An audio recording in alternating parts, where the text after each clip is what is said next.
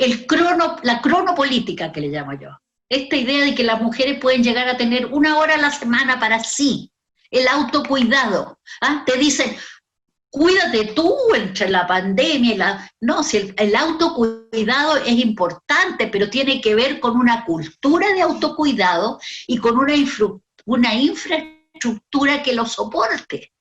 ¿Cómo me voy a autocuidar, por ejemplo, desde el punto de vista cronopolítico, si tengo 1 hora a la semana para cuidarme? Entonces, la cronopolítica tiene que ver con el capitalismo, pero peor que todo, la cronopolítica, el tiempo, la política del tiempo, afecta el neoliberalismo sobre todo porque se reorganiza el tiempo de una manera para sacar el jugo, flexibilizando, digitalizando, desconstruyendo todo lo que era el trabajo decente, mínimo, el respeto a las 8 horas, etcétera, todo lo que conocemos, porque los sindicatos también en el neoliberalismo han decaído, y los sindicatos eran la protección colectiva de las y los trabajadores. Entonces, el tiempo en el capitalismo neoliberal se llama toyotista, se organiza por funciones. Entonces tú puedes en 8 horas puedes organizar lo que antes se hacía en 20, porque has dividido, fragmentado, flexibilizado el tiempo y lo has convertido en funciones de tiempo, no horas de trabajo. Tú puedes realizar las funciones más variadas y concentradas. Entonces, tú me preguntabas por qué es tan importante entender el neoliberalismo, y yo te diría por las múltiples violencias. La violencia del tiempo es una violencia, por eso surgió un movimiento tan importante por las 40 horas, porque la violencia del tiempo es clave para la soberanía y la autonomía, y el autocuidado es completamente contradictorio, no tener 40 horas mínimas, ¿no? Pero eso incluye un sistema de cuidados, en donde las niñas y las niñas están también proveídos, ¿no?, de un ambiente en donde las mujeres puedan decir yo voy a trabajar y las tengo en seguridad, las tengo bien a los hijos, las hijas. Entonces los cuidados en Uruguay se organizaron como un sistema nacional de cuidados. ¿Por qué? Porque debe ser un problema de país. Los cuidados, incluyendo el autocuidado, son problemas de país. Y por supuesto para el feminismo es clave porque la violencia afecta principalmente la incapacidad de cuidarte a ti misma. Y eso lo trabajó mucho Foucault, esto del cuidado. La mujer está hecha para cuidar a otros, los varones para que sean cuidados. Y nadie se cuida a sí mismo. Pero cuidarse a sí mismo no es un tema individual ni singular, es un tema de comunidad, es un tema de sociedad, es un tema de país. Entonces yo te quiero insistir en esto de la violencia, porque resulta que hemos entendido desde la CEDAW hace mucho tiempo, y Chile ha firmado todos los convenios, que la violencia tiene que ver con el tiempo, la violencia tiene que ver con la familia, pero la violencia tiene que ver con un sistema de relaciones sexuales y genéricos que subyuga a un género por sobre el otro. También tiene que ver con una violencia en la calle, en el pololeo, en el trabajo. La violencia tiene aspectos económicos, y eso es fundamental a la hora de estudiar cómo el neoliberalismo afecta, ¿no es cierto?, afecta a las mujeres, afecta la calidad de vida, no solo de las mujeres, sino de la sociedad entera, incluyendo las niñas y los niños. Hay 70% de violencia en Chile contra las niñas y los niños. Me parece muy importante que la muestres y la presentes. Por ahí iba mi reflexión.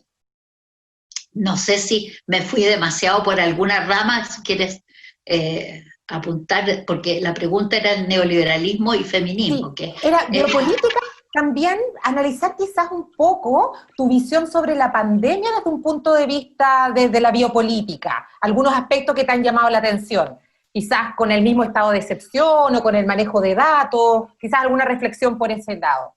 claro, yo creo que se ha entendido definitivamente, bueno, alguien dijo, se habría encerrado Foucault por esto de la cuarentena, ¿no? Claro, Foucault habría considerado que eso era el acto mayor de, no, de indefensión de la soberanía de las personas, ¿no? Entonces, el encierro forzado, ha sido una cuestión sobre la que tenemos que pensar, ¿verdad? Y sobre todo tenemos que pensar en el encierro porque genera una nueva reagencia el hogar desde el Estado. O sea, el hogar era como lo último que estaba ahí privatizado y por eso la violencia estaba escondidita ahí, pero en estas condiciones todos hemos estado, todas hemos regresado al hogar obligadamente con un lenguaje militarizado, pero no solo lenguaje, sino que tenemos estado de emergencia, los militares en la calle, hay que conseguir permiso, es como el apartheid generalizado. ¿Ah? Todos somos sospechosos del COVID. Y todavía esa militarización se presenta con una cara benigna. Esto lo hacemos por tu bien. En Chile, lamentablemente, esto ocurrió justo en medio del estallido.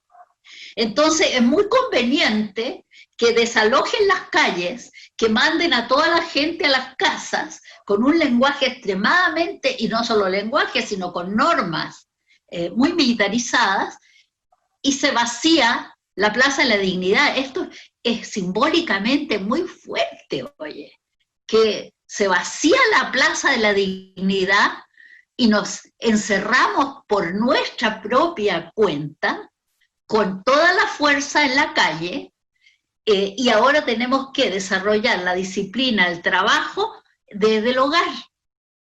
A las mujeres, todo lo que tenía que ver con un sistema, que no tenemos sistema de cuidados, con un sistema de salud totalmente feminizado, más del 70% de la primera línea en salud somos mujeres. Entonces, evidentemente, digamos, el sexismo, el patriarcado está operando con toda, a la letra. Y lo que ocurre entonces, al reintegrarnos al espacio doméstico, recordemos que domos es dominio también, es dominio, aquí se domina, este domo no es el hogar, dulce hogar, y aquí en esta concentración, es en este nuevo campo de concentración, diría yo, que es el hogar, se expresa toda la violencia del sistema neoliberal y en el fondo del capitalismo, porque tenemos que producir, las mujeres producen, se convierten entre comillas, las tías para enseñar, en las que alimentan, las que limpian, las que cuidan y las que trabajan, porque las mujeres ya estábamos integradas a la fuerza laboral.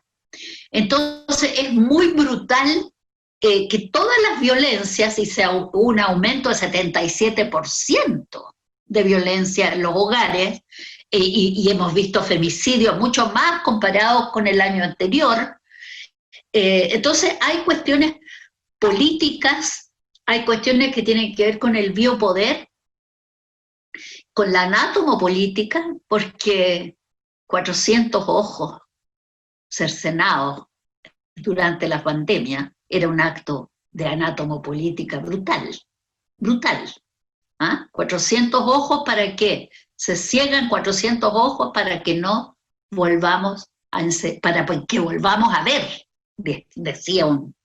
Entonces, claro, está este tema que es muy fuerte del cambio espacial y, por supuesto, la intensificación de la cronopolítica, del tiempo controlado, porque ahora todo tiene que ocurrir en el espacio doméstico, con todos los costos que hay. Ahora, también se criminaliza los que no salen, perdón, los que salen, las que salen. Y vimos a las coleras, por ejemplo, mujeres que tienen que salir porque si no, no se alimentan. Además, no hemos pensado que el hogar dulce hogar no está constituido por mamá, papá y nenes, sino que muchas familias monoparentales, donde la mujer es el sostén del hogar y donde tenía trabajo flexible, donde no le cubren. Y nos hemos demorado más de 4 meses en aprobar el ingreso familiar de emergencia. Otros no sé cuántos meses en pensar el postnatal de emergencia.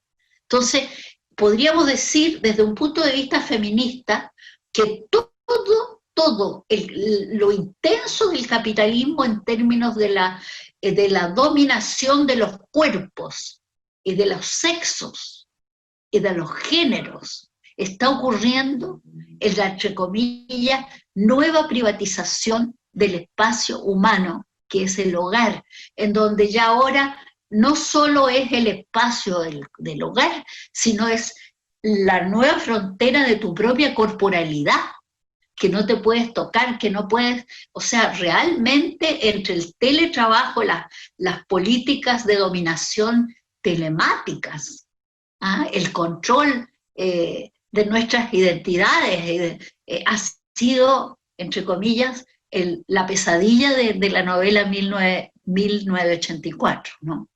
En ese sentido, estoy muy preocupada porque el problema de la cuarentena es que intensifica la pauperización de las mujeres y de los sectores marginales, ¿no? Al mismo tiempo que la militarización intensifica la militarización en la Araucanía. Y es para mí muy grave el momento que estamos viviendo, precisamente porque venía después de un gran estallido a nivel, digamos, el 8 de marzo de este año, 2 millones de mujeres, el violador eres tú,